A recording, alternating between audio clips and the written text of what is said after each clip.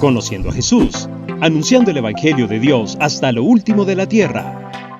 Judas no es el único traidor que hay. En la Biblia hay varios traidores.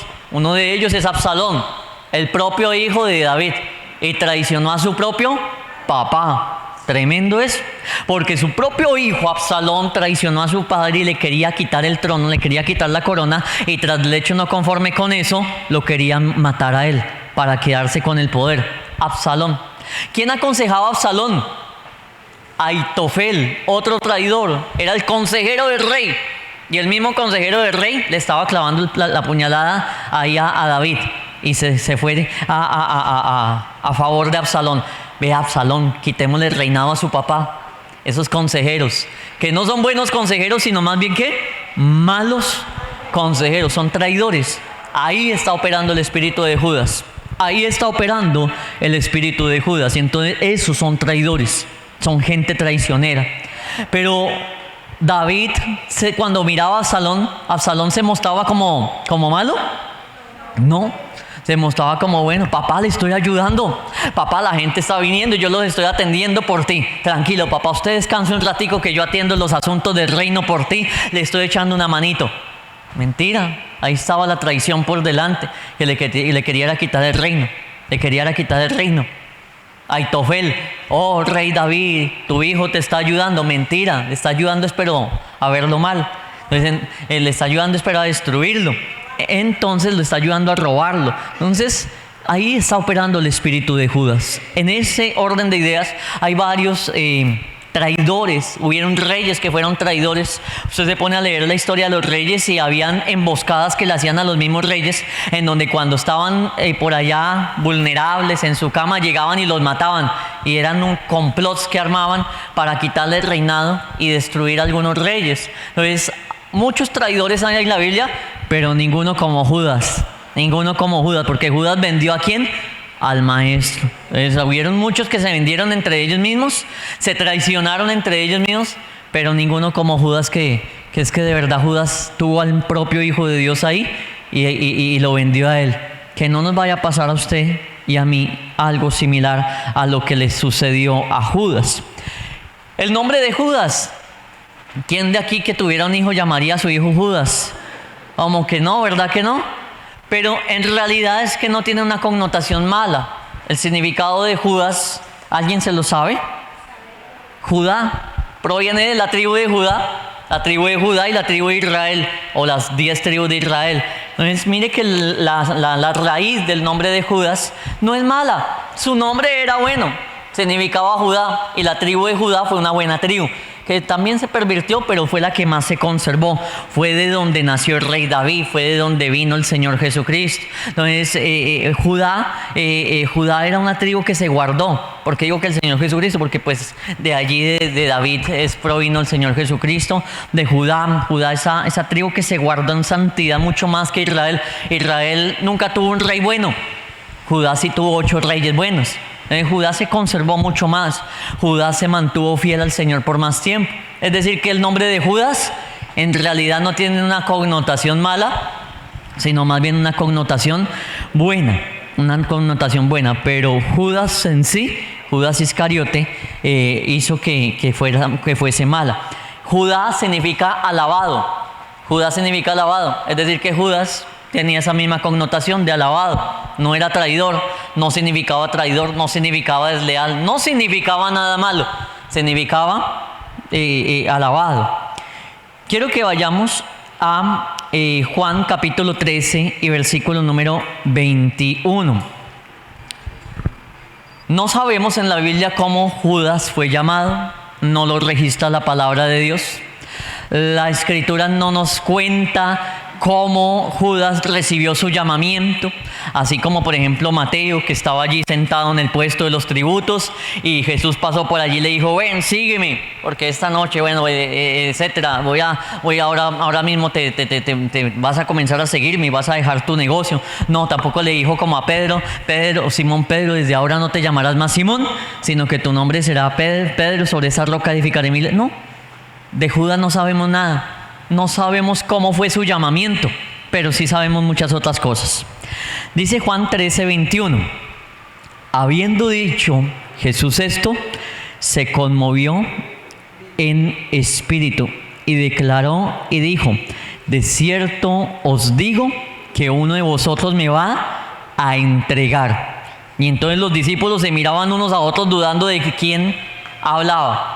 Jesús, desde que eligió a Judas, aunque no sabemos cómo lo eligió, él sabía que uno de esos dos se lo iba a entregar. Eso es difícil. Que tú tengas que estar con una persona que esa persona sabes tú que te está haciendo daño y aún así seguir atendiéndola. Hablo tal vez de esa mujer que sabe que su esposo le está siendo infiel y aún así seguir atendiéndolo. Tome, mi amor, el tinto. Tome, mi amor, aquí te preparé tu almuerzo. Toma, mi amor, te lavé la ropa. Pues eso le pasó a Jesús, porque él sabía: toma, Judas, ve y sírveme. Toma, Judas, aquí está el desayuno. Toma, Judas, aquí está el almuerzo. Ven, Judas, vamos allí. Ven, Judas, te enseño esto. Pero sabía que en el fondo Judas lo iba a traicionar.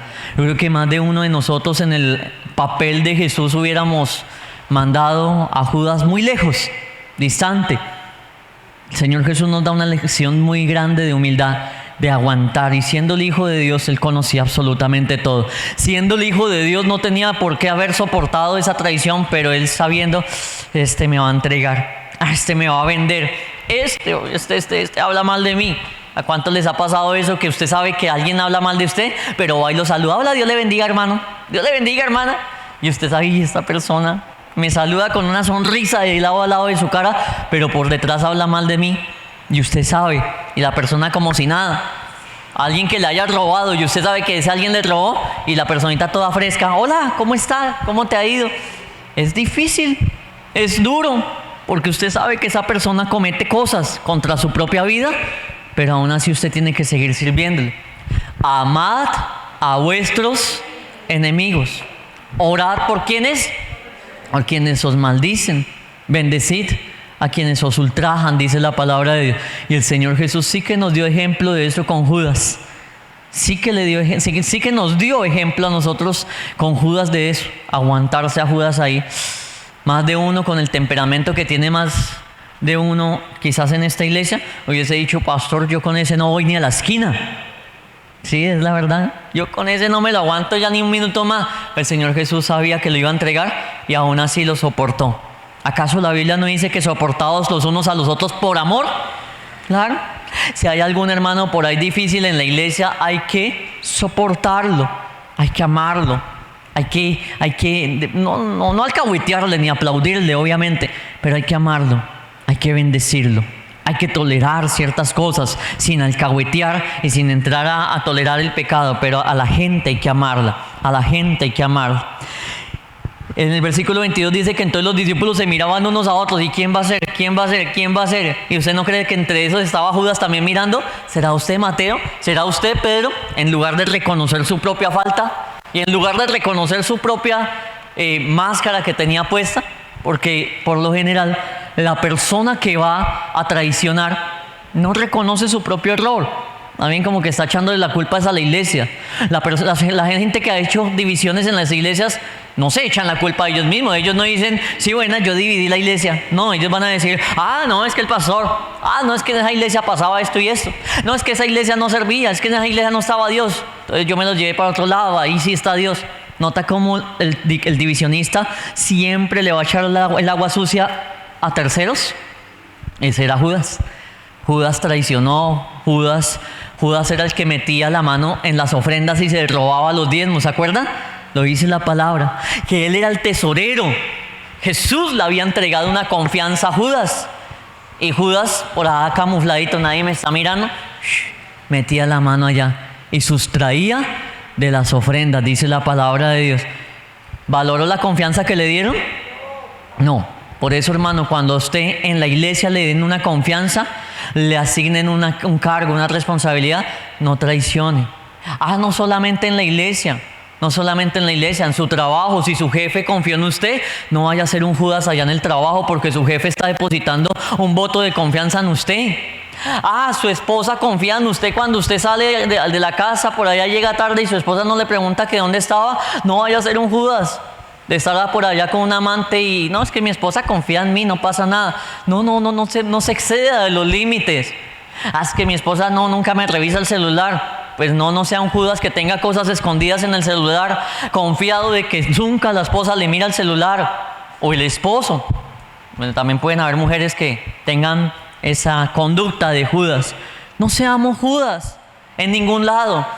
Que la gente confía en usted o en mí y que terminemos defraudándolos, terminemos siendo desleales. La Biblia nos dice en Malaquías que Dios ya no iba a mirar más con agrado la ofrenda de los hombres, porque Él había visto cómo esos hombres le habían sido infieles a las mujeres. Y dice, por haber sido desleales a la mujer de su juventud, ya no miraré más con agrado la ofrenda que me traes.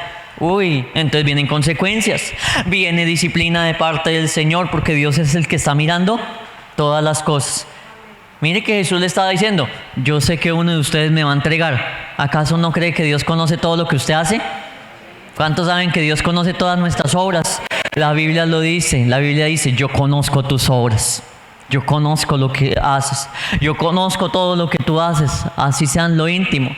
El salmista David pudo decir en cierta ocasión, dijo, me has examinado y me has visitado en la noche. La noche tiene una connotación importante, que en la noche estaba oscuro y nadie veía lo que el otro hacía. Y en la noche cometían muchas cosas malas. Y él dijo, me has visitado de noche y nada inicuo hallaste en mí. Quiere decir eso, que Dios te pueda visitar a ti a cualquier hora y te encuentre bien parqueado. No por ahí mal parqueado, sino bien parqueado. Dicen por ahí un dicho secular. Que te encuentre haciendo lo bueno y no lo malo. Que Jesús pueda venir esta tarde a las 5 de la tarde y te haya haciendo ¿qué? El bien. Que si estás solo en la casa, no hay nadie más en la casa, que Jesús pueda decir, voy a ir a arrebatar a mi iglesia, y te haya haciendo el bien cuando estás solito en la casa o solita en la casa. Ay, está en el celular por ahí a las 2 de la mañana, que Jesús pueda decir, puedo arrebatar a mi iglesia y ese no se va a quedar, porque como es las 2 de la mañana, de pronto tiene habitación aparte, puede estar por ahí chateando con quien no debe, o viendo pornografía, o masturbándose, qué sé yo. Pasa muy frecuentemente que Jesús pueda decir, puedo ir, y esa persona es leal, esa persona no es infiel, esa persona es íntegra. Eso es lealtad, eso es lealtad, eso es fidelidad, eso es no defraudar la confianza del Señor. Judas no sabía nada de eso. Dice la palabra del Señor en Juan 6:64. Pero hay algunos, ya lo vamos a proyectar, Juan 6:64, dice la palabra del Señor, pero hay algunos de vosotros que no creen, porque Jesús sabía desde el principio quiénes eran los que no creían y quién le había de entregar. ¿Jesús sabía o no sabía? Desde el principio dice la palabra del Señor que Jesús sabía quién era el que le iba a entregar y quién iba a creer y quién no iba a creer. Desde el principio dice la palabra del Señor. Ya el Señor sabe quién aquí le va a ser fiel y quién no. Esta semana que estamos iniciando hoy es el primer día de la semana, ya el Señor sabe quiénes en esta semana le van a buscar, quiénes se van a comprometer y quién por ahí se va a desordenar. Ya el Señor Jesús lo sabe. Ya el Señor Jesús sabe qué vamos a cometer estos días, qué pecados vamos a cometer, o más bien si vamos a ser fieles al Señor. Y eso nos habla también del amor de Dios, que aún Dios, conociendo lo malo que tú y yo somos, Él sigue allí llamándonos al arrepentimiento. Él sigue siendo fiel a sus promesas. Él sigue siendo bueno y misericordioso para con cada uno de nosotros. ¿Cuántos dicen amén? Él es bueno y misericordioso. Vamos a ir a Lucas, capítulo número 6, versículo número 12. Entonces usted y yo no podemos ser como Judas, de que estemos andando con Jesús, pero el Señor Jesús sabe que estoy andando mal. Y usted también sabe, y siga ahí calladito andando. ¿Qué le va a pasar a los tibios? Apocalipsis dice que a los tibios Dios los va a vomitar de su boca. Entonces no nos conviene ser personas tibias, porque una persona tibia es aquel que tiene un pie en el mundo y el otro pie en la iglesia. No nos conviene eso. Ese era Judas. Dice la palabra en Lucas 6:12. En aquellos días, Él, es decir Jesús, fue al monte a orar. Pasó la noche orando a Dios y cuando era de día, llamó a sus discípulos y escogió a 12 de ellos, a los cuales también llamó como apóstoles. ¿A quién llamó primero? A Simón, no, diga Andrés. Al que llamó primero fue Andrés. ¿Se acuerda que Andrés fue el que evangelizó a Simón? Entonces, este orden no está en el orden de que Jesús los haya llamado primero, sino en orden de liderazgo. El primero era Simón, no porque lo haya llamado primero.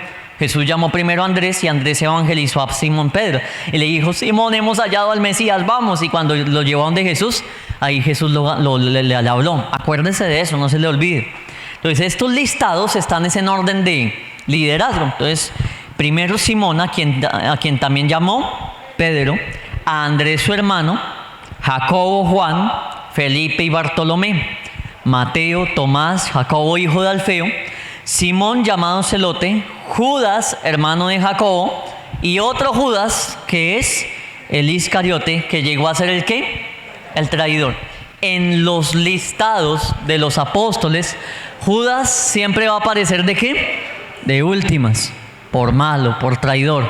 Si usted quiere ocupar ese papel de último, pues comporte como Judas.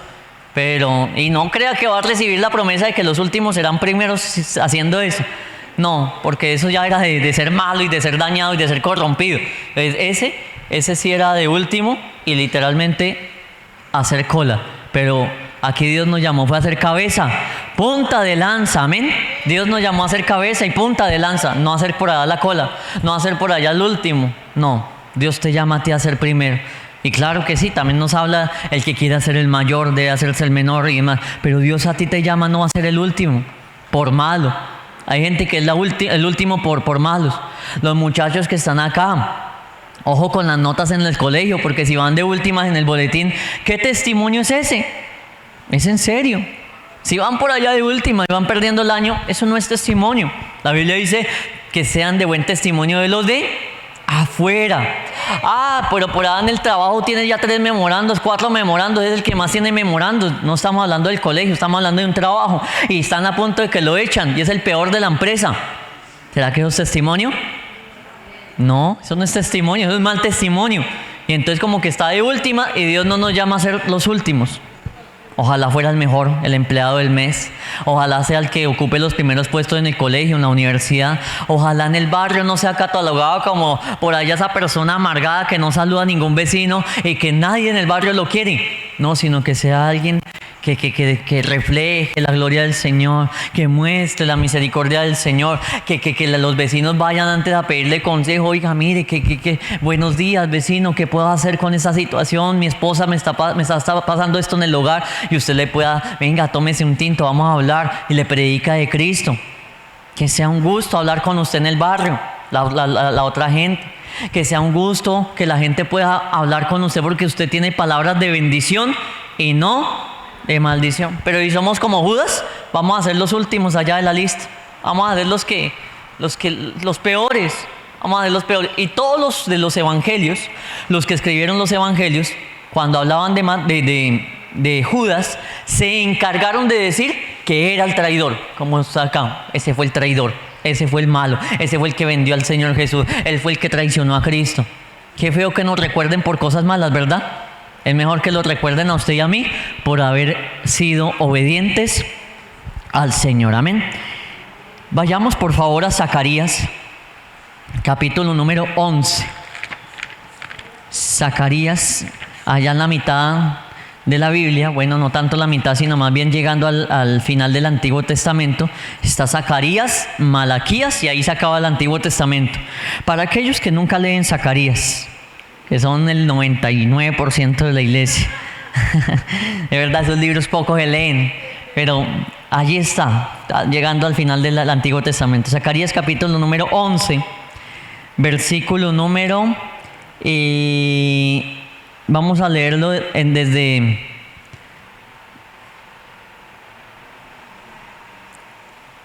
el 11, por favor. Y fue deshecho en ese 11:11, Zacarías 11:11. Y fue deshecho en ese día, y así conocieron los pobres del rebaño que miraban a mí, que era palabra de Jehová. Y les dije: si os parece bien, dadme mi salario, y si no, dejadlo. Y pesaron por mi salario, ¿cuánto? 30 piezas de plata. Eso es una profecía. Profecía allí está en el libro de Zacarías, y es una profecía del profeta Jeremías que lo dice allí, que sobre un hombre al cual prácticamente dentro de ese contexto llaman a cuentas, lo llevan a un tribunal y le dicen, ¿cuánto dan por este hombre? Y el pueblo da 30 piezas de plata, pero ese hombre representa a Dios. Y entonces en el versículo 13 Dios dice, y me dijo Jehová, acá en el versículo 13 no, sino en el versículo 13, perdón. Y me dijo Jehová, échalo al tesoro. Y en signo de admiración dice, hermoso precio con que me has apreciado. Entonces, ¿cómo apreciaron al Señor?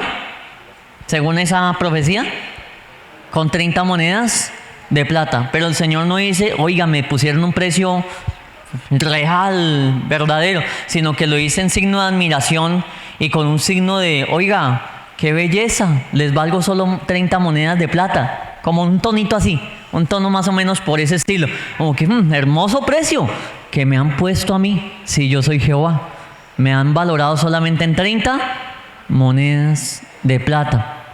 Quiero hacerte hoy una pregunta, porque el pueblo de Israel valoró a Dios por 30 monedas de plata. ¿Cuánto tú valoras a Dios? ¿Qué precio tú le pones a Dios?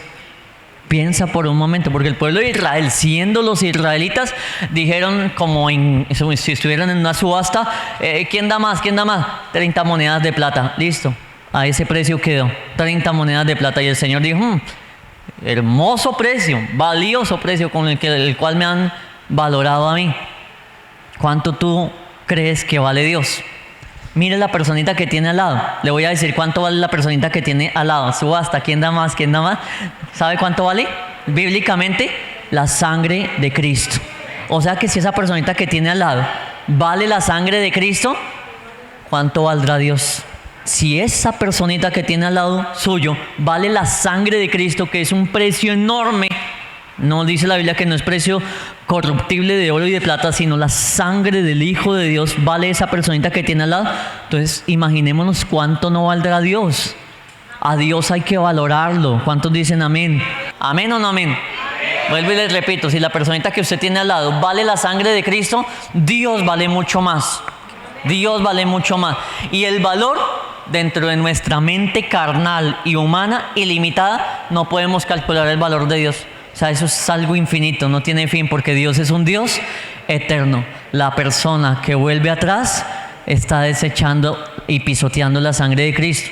Por eso la persona que se aparta de los caminos de Dios está ¿qué? Pisoteando ahí la sangre de Cristo. Por eso la misma Biblia también dice, ya no queda más sacrificio, porque ha pisoteado la sangre del Cordero de Dios. Y si no valoró la sangre de Cristo y cogió el camino, paticas para la calle, para el mundo otra vez, ya no valora nada. No valora nada, porque si no es capaz de valorar a Dios, ¿a quién va a valorar? ¿A quién va a valorar?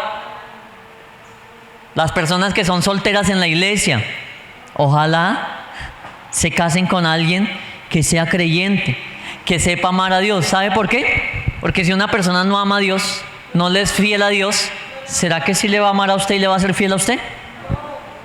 Si no es capaz de serle fiel a Dios, mucho menos a usted. Si no es leal con Dios, mucho menos le va a ser leal a usted. Y si se casa con una persona que no tema a Dios, no espere fidelidad. Espere cachos y hasta desde el noviazgo. Espere infidelidades y desde el noviazgo. No espere que le sea fiel. No espere que le sea fiel. Porque si esa persona no es fiel a Dios, mucho menos le va a ser fiel a usted. Hay personas correctas en el mundo.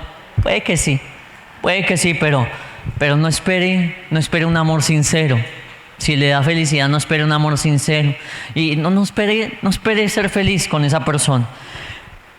Dice la palabra de Dios en Mateo 27:9. Vamos a Mateo 27:9 para seguir avanzando en nuestro estudio de Judas. Aunque todo esto es Judas, ¿no? La traición, la deslealtad. Mateo 27:9. Dice la palabra de Dios: así se cumplió lo dicho por el profeta Jeremías, cuando dijo: tomaron las 30 piezas de plata precio del apreciado según el precio puesto por ¿quiénes? Por los hijos de Israel. Entonces aquí está hablando de la profecía que acabamos de leer en Zacarías. Entonces Mateo está diciendo, así se cumplió esa profecía. Los hijos de Israel le pusieron el precio y a eso lo vendieron. Dios vale mucho más, no le ponga precio a Dios, que Dios vale todo, iglesia. Dios vale todo. Jamás vendas a Dios que, no, yo no voy a la iglesia porque es que tengo que hacer tal cosa. Bueno, cuando son compromisos obviamente laborales, es lógico, no se puede quedar sin trabajo. Pero es que a veces vendemos a Dios como Esaú, por un plato de lentejas. Vendemos la primogenitura ahí por cualquier plato de lentejas. No. Hay cosas de cosas. ¿Qué pasa entonces allí? Falta de amar más las cosas del Señor. ¿Por cuánto valoraban a Jesús? 30 moneditas de plata. Valora más a Dios. Ten las cosas de Dios en alto. Aquel que le gusta el fútbol, hasta paga boletas de ¿cuánto? ¿Cuánto valen las boletas a la entrada de un partido? ¿Cuánto? 200.000, 300.000 y van por 90 minutos. Por 90 minutos allá, por estar sentado mirando y paga, y así esté lloviendo, lo que sea, y miran ahí el partido de fútbol. ¿Por qué? Porque es el clásico, y eso que clásico creo que vale mucho más. No es un clásico, eso es importante, es el clásico. Millonarios Nacional es un ejemplo que se sabe que es un clásico. Entonces eso vale, y como yo lo tengo en alto, entonces venga, me meto la mano al bolsillo, vale, pago por estar ahí, pago por ver. ¿Sí ve cómo hay gente que tiene las cosas en alto y se esfuerzan porque es algo importante? ¿Será que las cosas de Dios no son importantes? Claro. ¿Entonces demandará esfuerzo? Claro que sí, esforcémonos por buscar de Dios. Es que ser Judas no solamente es de 30 monedas de plata. Ser Judas a veces es no darle el valor que realmente Dios tiene. No, es que las cosas un ayuno. No, ese ayuno no. ¿Qué estoy haciendo ahí? Por debajear ese tiempo con Dios. Es un ayuno. No, eso. Yo voy el domingo más bien. Estoy teniendo en poco las cosas de Dios. Una vigilia. No, a mí no, eso una vigilia y eso no tiene importancia. ¿Qué estoy haciendo ahí? Dando ahí, menospreciando. ¿Eso no fue lo que hizo Judas? Es el Señor Jesús. ¿Cuánto vale? 30 monedas de plata. Eso no vale. Eso no tiene valor. No es importante. Note cómo a veces actuamos como Judas en situaciones así. Culto de oración, tal día, a tal hora. Es que eso solamente van a orar. Y cuando es un culto de oración hasta ni prédica dicen, no dan enseñanza, eso es solo oración. Eso yo no voy por allá. ¿Qué estoy haciendo? Ser un Judas. Eso no sirve de nada ese culto. Yo voy más bien otro día. Voy al culto de doctrina bíblica que allá ese día sí predican, ese día sí enseñan. No, iglesia, no seamos Judas. No seamos Judas. Démosle el valor a Dios que sí se merece. ¿Y cuánto vale Dios? Diga todo. Le debo a Dios mi vida entera porque Él me dio vida y vida eterna. O sea que estamos en deuda con Dios. Le debemos todo. Juan 6:70. Juan 6:70. Dice la palabra del Señor.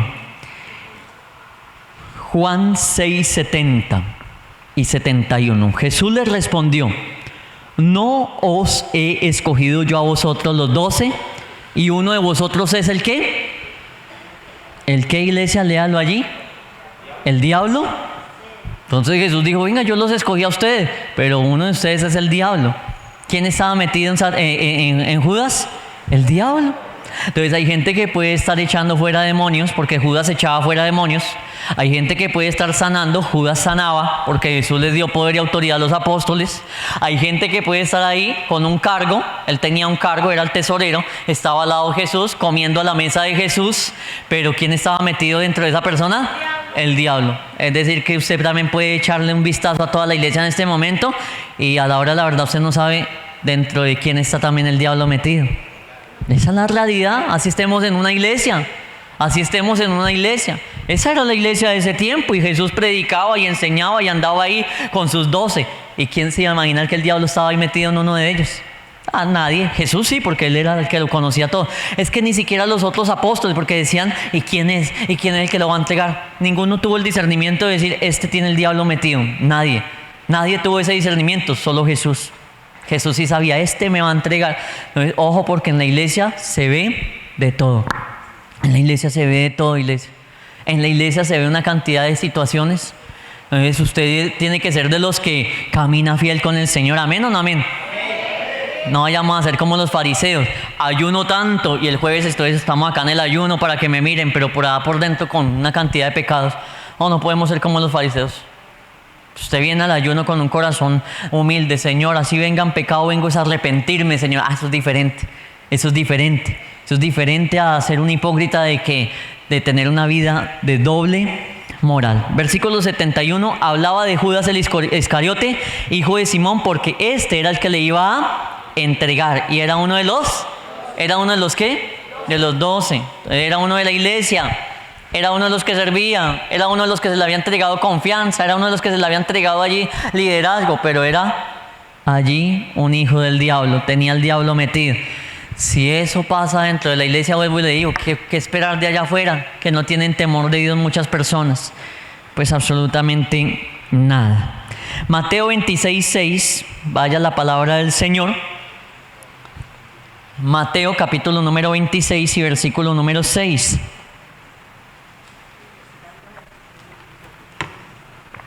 Dice la escritura: y estando Jesús en Betania, en casa de Simón el leproso, vino a él una mujer con un vaso de alabastro, de perfume de gran precio, y lo derramó sobre la cabeza de él, estando sentado a la mesa. Es que cuadro más importante, ¿no? Se derrama un perfume sobre la cabeza de Jesús. Al ver esto, versículo 8, los discípulos, colóquenle el nombre de Judas, porque ahí entre los discípulos está Judas, y hoy estamos estudiando a Judas. Al ver esto, Judas y los discípulos se enojaron. ¿Qué le dio a Judas? Enojo, diciendo: ¿para qué este desperdicio? Esa palabra tan fuerte, ¿no? Dijo, desperdiciaron ese perfume en Jesús. Que se lo voy a traducir en otras palabras: Jesús no se merece eso. Qué desperdicio habérselo echado ahí a Jesús.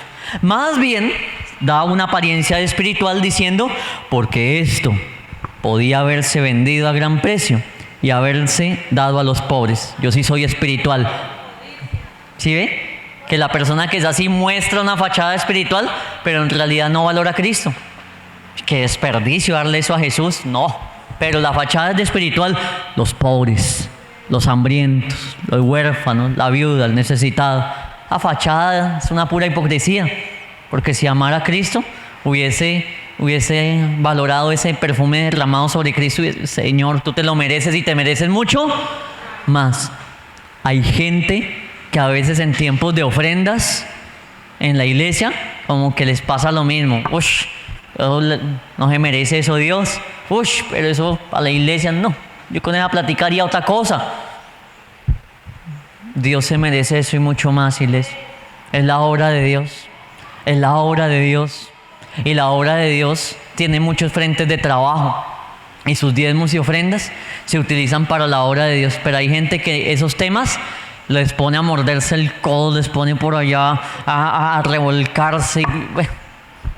Porque no han entendido que Dios se merece eso y mucho más. Dios se merece eso y mucho más. Hay gente que odia, detesta. He visto por internet a veces unos comentarios de gente que está en contra del diezmo de la ofrenda. Empiezan ahí con unos comentarios, es una cosa pura ofensa, escupiendo el veneno que tienen adentro. Parecen de verdad víboras, escupiendo el veneno que hay adentro, porque por dentro son como esta gente. Ahí, Jesús no se merece eso. Yo más bien haría esto y aquello. Y esa gente tiene ese corte. Esa gente dice: yo no diezmo, mis diezmos se los doy a los pobres. ¿No se le parece un poquito a lo que estamos leyendo acá? Entonces, Jesús no se merece esas cosas, aunque no dicen esa frase. Pero sí camuflan ese endurecimiento de corazón y ese orgullo, esa altivez, ese egoísmo, lo camuflan con una apariencia de piedad. Y entendiéndolo, Jesús les dijo: ¿por qué se molesta? ¿Por qué molestáis a esta mujer? Pues ha hecho conmigo una buena. Jesús dijo que era una mala obra o una buena obra. una buena obra. Vea cómo Jesús sí ve esas cosas, una buena obra. Porque siempre tendréis a los pobres con vosotros, pero a mí no siempre.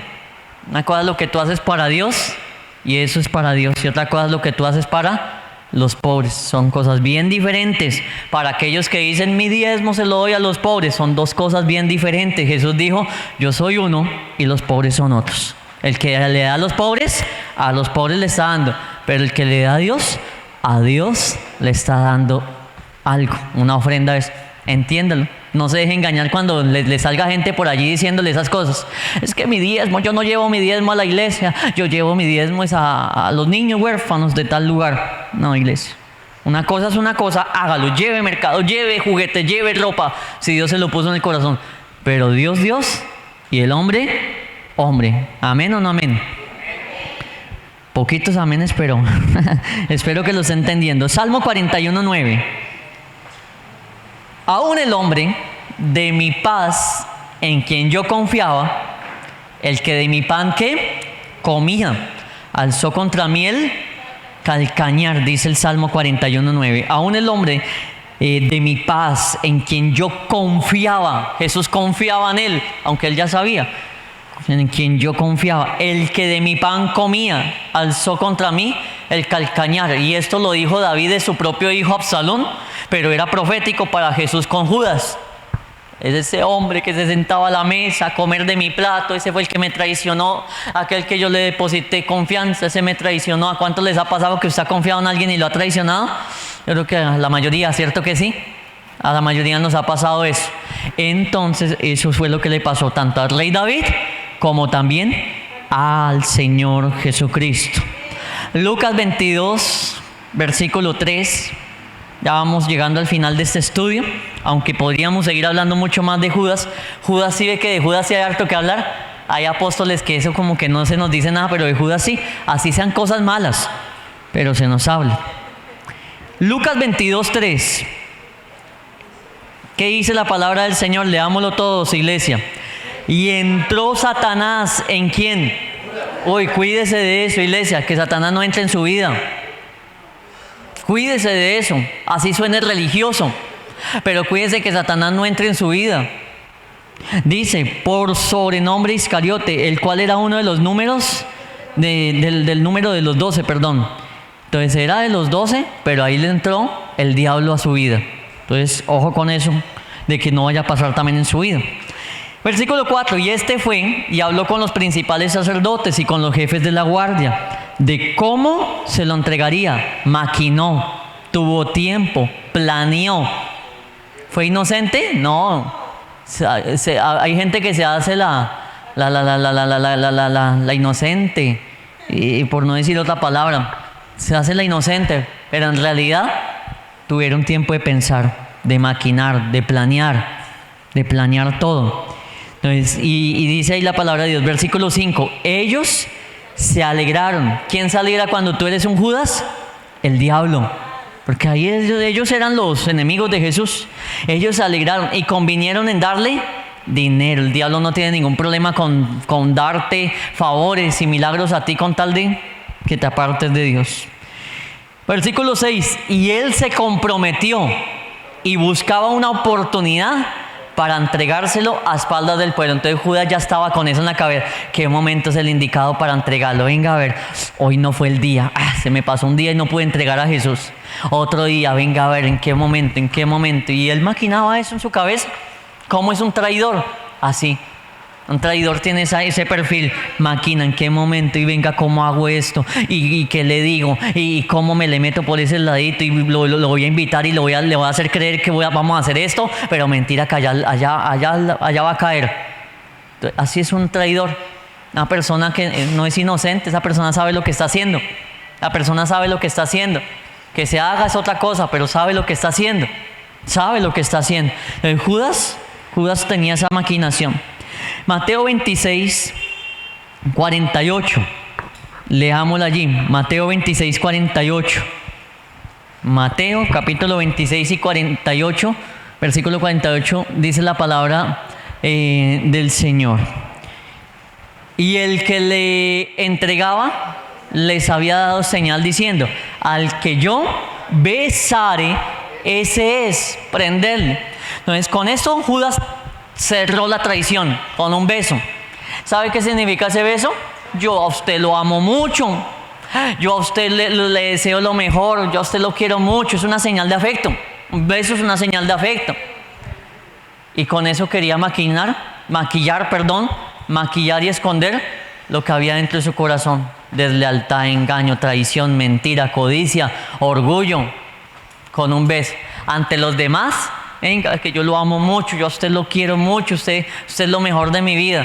Pero por detrás la puñalada, la puñalada. Entonces el traidor ante los ojos de los demás no se va a mostrar como traidor, se va a mostrar antes al contrario: ay, pastor, yo a usted lo amo mucho, pastor, esta iglesia para mí lo es todo. Y por debajo de cuerda, por allá sembrando cizaña, división.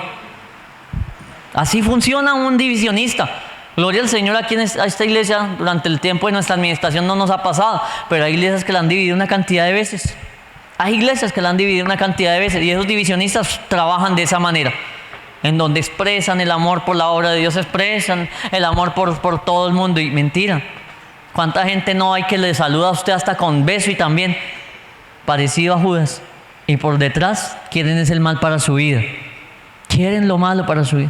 El esposo que va y le da un beso a la mujer pero tiene un amante, ¿acaso no está actuando igual que Judas? Lo mismo, es que esto es para todos los sectores de la sociedad. Estoy poniendo unos cuantos ejemplos nomás, pero en realidad esto funciona con todas las esferas de la sociedad. Gente que dice: no, es que yo quiero lo bueno para tu vida. Mentira, no quieres lo bueno ni siquiera para la propia persona, mucho menos para otras personas.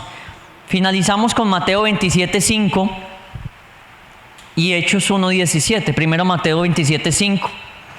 Dice la palabra de Dios: y arrojando las piezas de plata en el templo, salió y fue y se ahorcó. ¿Cómo murió Judas? No se hereje. No se hereje, no murió ahorcado. Él fue y se ahorcó. Hechos 1:17. Hechos 1:17. No se me vaya a ofender ninguno, ¿no? Pero no, es para aprender. Acá dice que se ahorcó, pero dice aquí Hechos 1:17. Y era contado con nosotros y tenía parte en este ministerio, y está hablando de Judas. Siguiente versículo dice: este pues con el salario de su iniquidad, es decir, esas 30 monedas de plata y etcétera, adquirió un campo, fue y compró el lote. O sea que no, esas 30 monedas de plata no era cualquier bobadita, o sea, era plata. Y cayendo de cabeza, se reventó por la mitad y todas sus entrañas ¿Cómo se murió Judas? Se ahorcó, pero esa cuerda se tuvo que haber roto, y al caer se reventó y las entrañas se salieron. La verdad es que no podemos quedar a la mitad de la historia. Judas se ahorcó, pero esa cuerda, por juicio de Dios, se reventó y allá cayó al suelo y se reventó. Así de duro sería el golpe. Y sus entrañas se le salieron. Hay muertes que son trágicas. ¿Se acuerda de la muerte de Jezabel? ¿Cómo se murió Jezabel? La botaron allá por una ventana, ya quedó tirada y los perros se la comieron. Lamieron todo lo que quedaba de ella. Entonces, son muertes de juicio de Dios. Eso es una muerte de juicio de Dios. Eso es un juicio de Dios. La persona: no, yo me ahorco. Mentira que se va a ahorcar. Dios lo mató. Un juicio de Dios. Le cayó el juicio de Dios. Eso es juicio de Dios. No lo dejó que se suicidara. Usted no se va a quitar la vida. A usted le cae el juicio de Dios encima. Entonces así murió Judas, porque es que la gente cree que Judas se ahorcó. Sí se ahorcó, pero no se murió ahorcado. Se murió mucho más cruel que estando ahorcado. ¿Le irá bien al traidor? No vaya a traicionar a nadie. No va a traicionar a su familia. No traicione a sus hijos que han confiado en usted. Hay hijos que salen: no, yo no me imaginé eso de mi papá, de mi mamá. No sea un Judas con sus hijos, no sea un Judas con su esposo, no sea un Judas con su esposa, no sea un Judas en el trabajo, en el colegio, no sea un Judas en la iglesia, no sea un Judas en ningún lado. Seamos más bien como Cristo. Cristo es la verdad. Que haya verdad en nuestras vidas, honestidad, transparencia. Amén. Conociendo a Jesús, anunciando el Evangelio de Dios hasta lo último de la tierra.